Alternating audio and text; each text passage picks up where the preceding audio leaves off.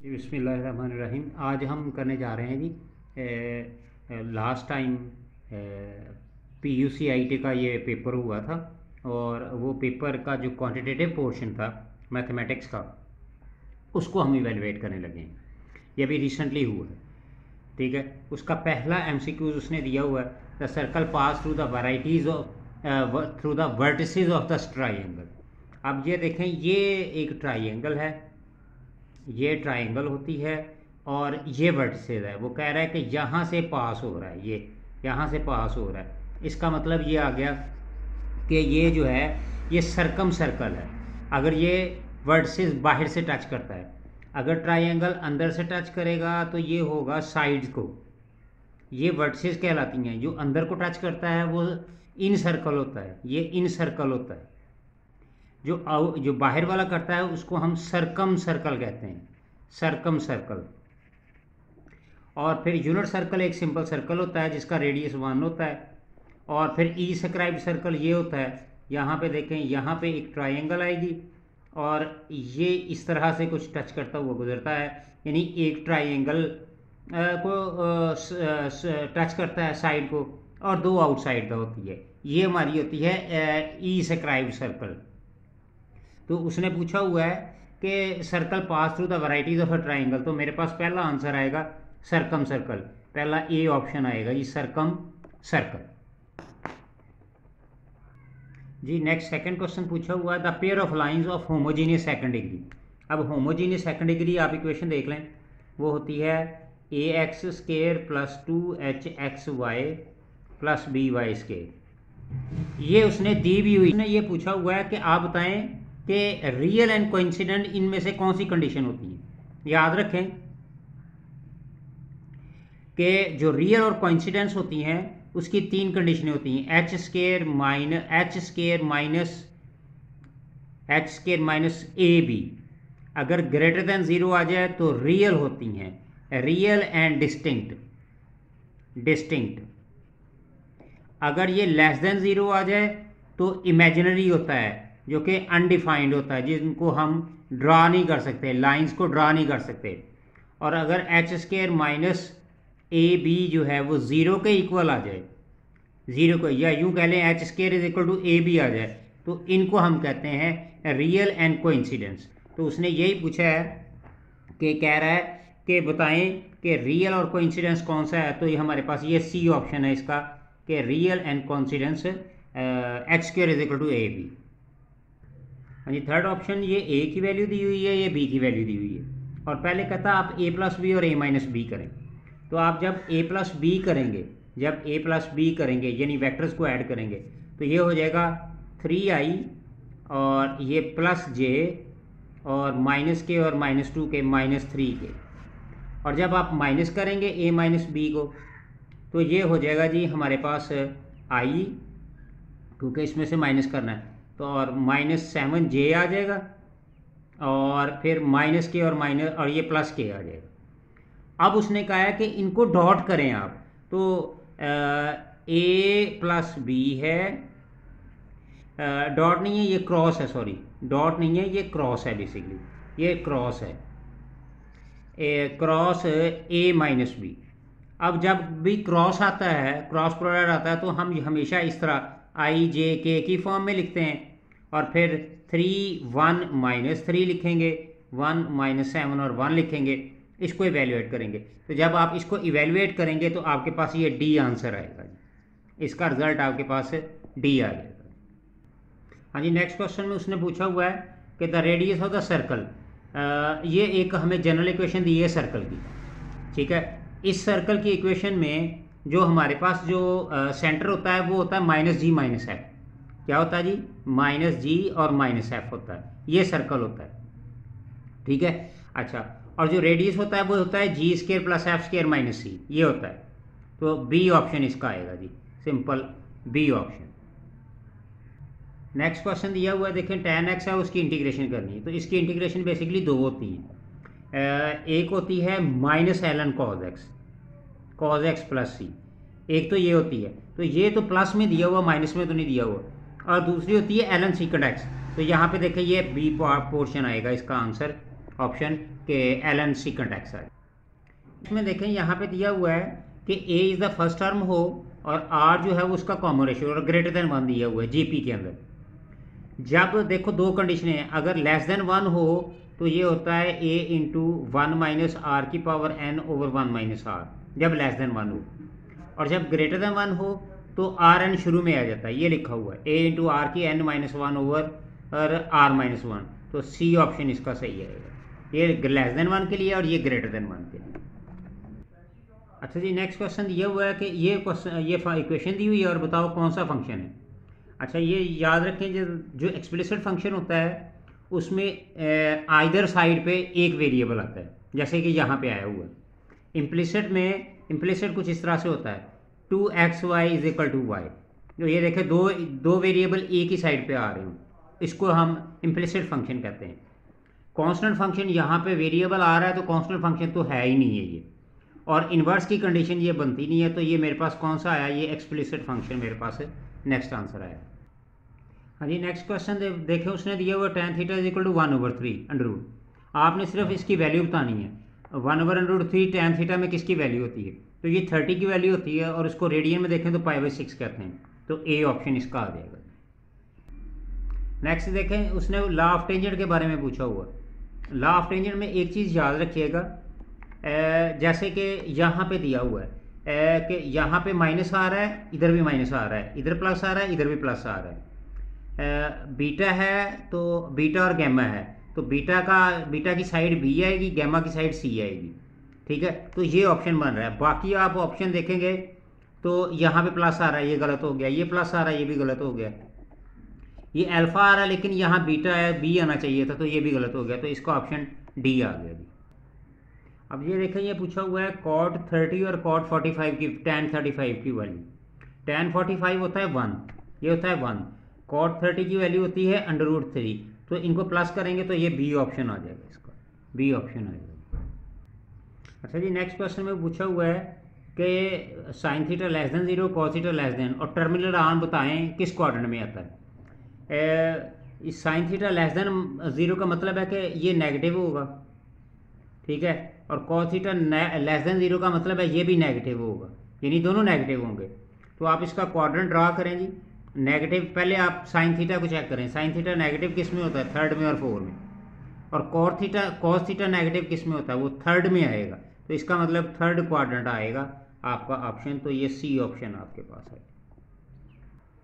अच्छा जी, नेक्स्ट देखिए ज़रा, उसने पूछा हुआ है कोसेकंट थीटा ग्रेटर देन 0, इसका मतलब पॉजिटिव है, ये पॉजिटिव है। अच्छा, नंबर 1। नंबर 2, ये लेस देन है, इसका मतलब ये नेगेटिव है। अच्छा, अब आप ये देखें tan थीटा नेगेटिव कहाँ होता है, tan थीटा होगा जी इसमें नेगेटिव और इसमें नेगेटिव, इन दोनों में नेगेटिव होता है, क्योंकि इसमें और इसमें पॉजिटिव होता है, 1 और 3rd में पॉजिटिव होता है। कोसेकंट थीटा किसका उलट होता है, साइन का। तो साइन थीटा पॉजिटिव या 1 में होता है या 2 में होता है, तो 2 में हम ले लेंगे, और दोनों एक ही क्वाड्रेंट में आ रहे हैं, तो सेकंड क्वाड्रेंट इसका आंसर है, बी ऑप्शन आएगा जी इसका। अच्छा, उसने नेक्स्ट पूछा हुआ मिडिल टर्म। अब मिडिल टर्म के लिए दो कंडीशनें होती हैं, एक ऑड की होती है और एक इवन की होती है। देखें 18 जो है वो इवन है, n हमारे पास 18 है वो इवन है, तो इवन के लिए कंडीशन आएगी n/2 + 1 th टर्म। कौन सी टर्म आएगी, तो n कितना है 18/2, हम डिवाइड करेंगे तो ये 9 + 1 आ जाएगा, तो ये बन जाएगी 10th टर्म बन जाएगी। तो 10th टर्म ये हमारे पास सी ऑप्शन आ जाएगा। अच्छा जी, नेक्स्ट देखें, ये एक लीनियर पॉलिनोमियल है और ये x - a जो है वो फैक्टर है किसका, f(x) का। ठीक है, यानी f(x) जो है वो क्या है, एक इक्वेशन है। अब ये जो x - a है that is equal to 0, x is equal to a, तो हम a इसमें पुट करेंगे f(a), और अगर आंसर 0 आ जाएगा तो हम कह देंगे कि x - a जो है वो फैक्टर है, तो फैक्टर है। तो ये मेरे पास सी ऑप्शन आएगा जी, f(a) इज इक्वल टू 0 आएगा तो हम ये चेक करेंगे कि पॉलिनोमियल कंडीशन है या नहीं। नेक्स्ट उसने कहा है product of the root. Product of the roots में देखें, ये इक्वेशन दी हुई है x² - 3x + 5 = 0। वो होता है प्रोडक्ट ऑफ द रूट्स होता है alpha beta is equal to c/a। तो ये a है, ये b है, ये c है, तो c आ गया 5/1, तो 5 ऑप्शन, ये a ऑप्शन आ जाएगा जी, b। नेक्स्ट देखें 84 नंबर क्वेश्चन है जो पेपर में दिया हुआ था उन्होंने। ये एक इक्वेशन दी हुई है, यानी पॉलिनोमियल दिया हुआ है, पी ऑफ एक्स दिया हुआ है, और क्या दिया हुआ है 2x² plus ax plus b, और उसने 0 के इक्वल रखा हुआ है। ठीक है, तो अगर मैं 2x की जगह पुट कर दूं तो ये कितना हो जाएगा, ये हो जाएगा 8 प्लस 2a प्लस ये 6 दिया हुआ है, plus 6 is equal to 0। So 2a किसके आ जाएगा -14 के, और a किसके आ जाएगा -7 के। सो a ऑप्शन क्या आएगा -7, तो ये b ऑप्शन आ जाएगा। नेक्स्ट यहाँ पे देखें इफ ऑर्डर एंड करस्पॉन्डेंस। अब ऑर्डर याद रखिएगा कि रो और कॉलम को कहते हैं, और करस्पॉन्डेंस एलिमेंट्स का मतलब ये होता है 2 या 2 से ज़्यादा एलिमेंट्स होंगे। फ़र्ज़ करें मैं यहाँ पे लिखता हूँ 1 2 3 4, और यहाँ पे लिखता हूँ 5 6 7 8। ये मैंने लिखा है यहाँ पे। ठीक है जी, ये दो, ये क्या है, इसका ऑर्डर कितना है, सेम है, इसका ऑर्डर कितना है, सेम है, यानी 2 क्रॉस 2 है। अब करस्पॉन्डेंस वैल्यूज़ भी जो है वो क्या है, वो सेम है, एक जैसी हैं। तो कहता बताओ ये कौन सा मैट्रिक्स है, तो ये कौन सा होगा, इक्वल मैट्रिक्स होगा डेफिनेटली। ठीक है जी, स्केलर तो हो ही नहीं सकता क्योंकि उसकी जो साइडें होती हैं ये 0 0 होंगी। डायगोनल जो होगा वो सेम होगा लेकिन साइडें 0 0 होंगी। डायगोनल में भी ये 0 0 होना लाजमी है। रेक्टेंगल के अंदर ये ऑर्डर सेम होता ही नहीं। नेक्स्ट क्वेश्चन दिया हुआ कि every real number is a complex number. Complex number देखे जरा क्या होता है, x प्लस एटा वाई। कहता ये एक कम्प्लेक्स नंबर है, कहता हर नंबर रियल होता है। रियल कब होगा, जब ये 0 हो जाए तभी रियल होगा ना। तो ये आ जाएगा, इसका मतलब क्या आएगा कि आपका which of the imaginary part is equal to, तो वो 0 के इक्वल आएगा। तो ये सी ऑप्शन इसका आ जाएगा। अच्छा, इस क्वेश्चन के अंदर देखें यहाँ पे उसने 10 इक्वल स्लाइसेस हैं पिज़्ज़ा के, 4 उसने खा लिए, बाकी कितने रह गए, 6 रह गए। तो हम इसकी फ्रैक्शन किसके अकॉर्डिंग निकालेंगे, उस 6 और ये टोटल के, तो 6/10। तो सी ऑप्शन इसका आ जाए।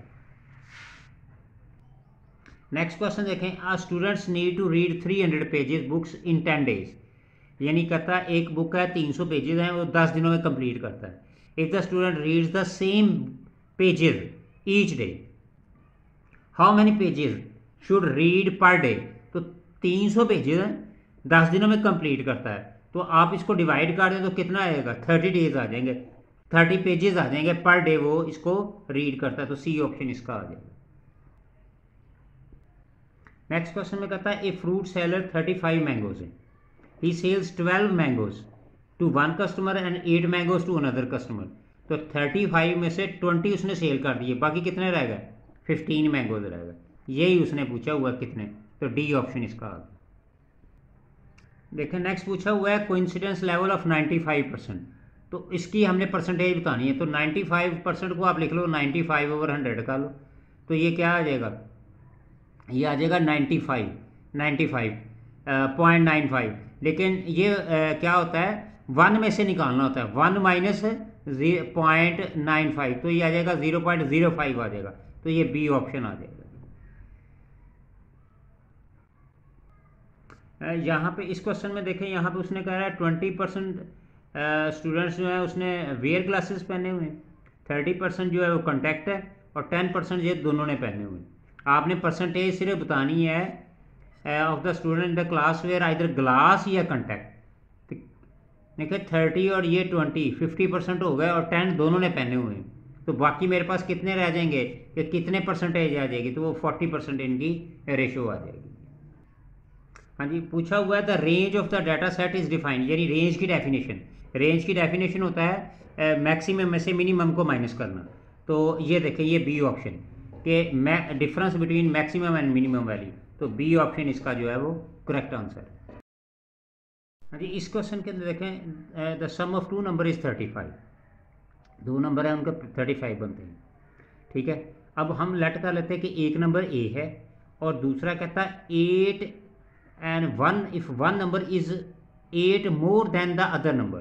तो हम इसको हम क्या कह देते हैं, इसको हम कह देते हैं कि ये है a-7, और दोनों का सम कितना है, वो 35 है। एक नंबर ये है, दूसरा नंबर ये है। तो हम क्या करते हैं, a-7 plus a is equal to 35। So 2a किसके आ जाएगा 42 के, a किसके आ जाएगा 21 के। a कितना आ गया 21, जब A21 आया एक नंबर, तो 35 में से 21 माइनस करेंगे तो कितना आ जाएगा 14। सो ए ऑप्शन 14 एंड 21। अच्छा नेक्स्ट क्वेश्चन में देखें, ये दिया हुआ है 3x + 4 और यहाँ से, और वो कह रहा है कि आप सिर्फ सिंपल हमें x की वैल्यू बताएं कितनी आएगी। तो हम इसको इवेलुएट कर लेते हैं सिंपल। ये देखिए इसको मल्टीप्लाई किया तो ये आ गया 3x + 12 आ गया -2 इक्वल टू, इसको आप मल्टीप्लाई करेंगे तो 4x - 6 + 5 आ जाएगा। तो ये मेरे पास आ जाएगा 4x - 3x और ये 10 हो जाएगा और ये -1 है तो इधर आके प्लस हो जाएगा, तो ये 11 आ गया और ये x आ गया, तो x 11। तो ए सी ऑप्शन मेरे पास इसका एग्जैक्ट आंसर है। हाँ जी, यहाँ पे ये देखें, ये इनइक्वालिटीज़ दी हुई और इनमें से कौन सी कंडीशन बेस्ट है। आपने क्या करना है, ये जो 1 है लेस देन 1 का मतलब ये है कि आप इसके अंदर 0 पुट करें, तो 0 पुट करेंगे तो 5 रह जाएगा, ऐसे ही ना। ये पुट करेंगे, अगर ग्रेटर देन 1 करते हैं, मसलन 2 करें, तो ये 8 और 5 ये बढ़ जाएगा, इससे कंडीशन फॉल्स हो जाएगी। अगर यहाँ पे हम करते हैं 3 कंडीशन पुट करते हैं, तो 3x > 2, 2 से अगर ग्रेटर करते हैं 3 पुट करते हैं तो भी बढ़ जाएगा।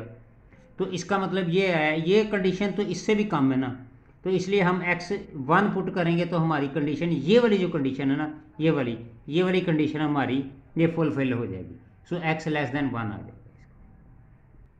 हाँ जी, नेक्स्ट उसने पूछा हुआ है what is the range of the data. तो रेंज मैंने बताया था, अभी पीछे एक क्वेश्चन भी आया है कि मैक्सिमम वैल्यू 20 है, मिनिमम वैल्यू 16 है, इन दोनों का डिफरेंस ले लो, कितना आएगा 4 आया, तो 4 आंसर आ जाएगा आपका। नेक्स्ट देखें ज़रा उसने क्या दिया हुआ है। नेक्स्ट दिया हुआ है क्वेश्चन, यहाँ पे अगर आप देखें पैरेललोग्राम दिया हुआ है, तो पैरेललोग्राम का थोड़ा सा हम डिस्कस कर लें ज़रा। पैरेललोग्राम, ये मेरे पास एक पैरेललोग्राम है, ठीक है। इसका अगर ये एंगल 120 का है तो ये एंगल भी 120 का होगा, तो ये हो गया 240, टोटल होते हैं 360। पीछे मेरे पास रह गया 120, इसका मतलब ये भी 60 का है और ये भी 60 का है, तो 60 डिग्री आपके पास इसका रिजल्ट